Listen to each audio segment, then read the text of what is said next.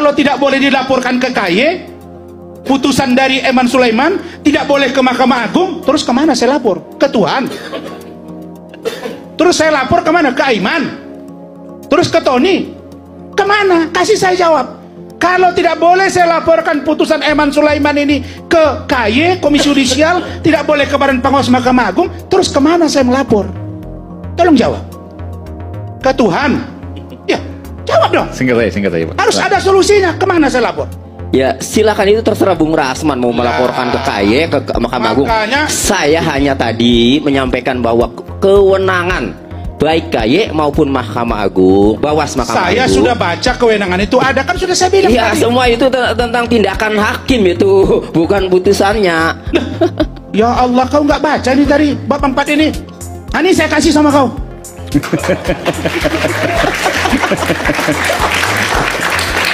Awas nanti ada meme lagi Bang. Nih, silakan baca. Ya, memberi petunjuk, teguran dan atau peringatan yang dipandang perlu terhadap putusan pra peradilan yang menyimpang secara fundamental. Ya, apalagi? Ini buat hakim memberi petunjuk, teguran, bukan mengeksaminasi putusannya. Terus kalau nggak dilaporkan, kapan dapat tegurannya? Ya silakan, makanya laporkan. Makanya ya sudah, ini akan dilihat. Sekarang materinya ya, saya nggak mau jawab lagi. Bagaimana? Sekarang materinya, putusan. Tidak benar kalau Hakim Eman Sulaiman itu memutus melampaui kewenangannya atau ultra petita.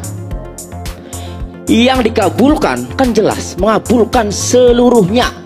Arti mengabulkan seluruhnya itu berarti petitum, tuntutan ya yang dimohon oleh pemohon itu dikabulkan semua, termasuk nomor 5 itu ada dalam petitum pemohon, ada dalam petitum permohonan yang menyatakan tidak sah segala keputusan atau penetapan berkenaan dengan lebih lanjut ya, berkenaan dengan penetapan tersangka itu dimohon ada dalam petitum. Jadi bukan ultra petita, bukan. Iya, pertama, kata Anda. Pertama, kedua, Hakim Eman Sulaiman dalam memutus pra peradilan ini telah berdasarkan hukum.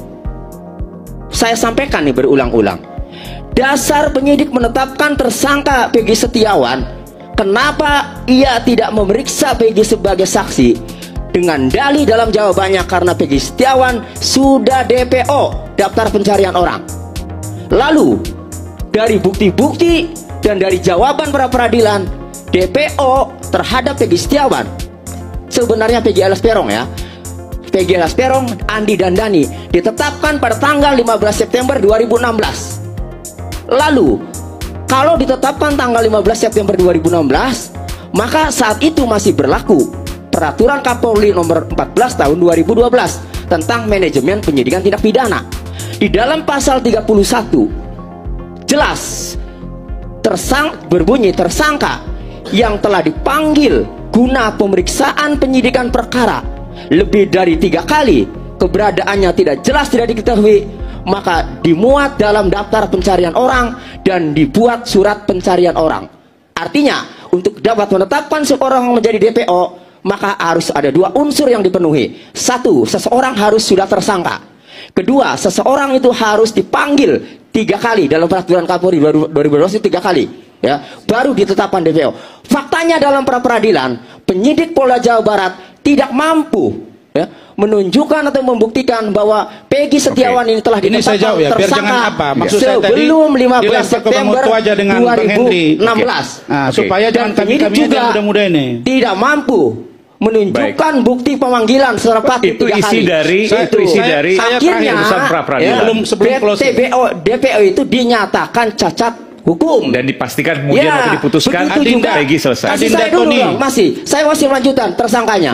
Kemudian penetapan tersangka ya bertentangan dengan putusan Mahkamah Konstitusi nomor 21 tahun 2014. Dalam pertimbangan hukumnya halaman 98 dikatakan bahwa untuk dapat menetapkan tersangka seseorang selain harus memiliki 2 alat bukti yang termuat dalam pasal 18 KUHP, juga harus diperiksa dulu calon tersangkanya. Lagi-lagi penyidik tidak mampu membuktikan pemeriksaan Peggy Setiawan sebagai saksi atau calon tersangka, sehingga penetapan tersangka itu tidak sah dan akhirnya putusan dibatalkan. Saya akan bahas saat lagi, tetap sama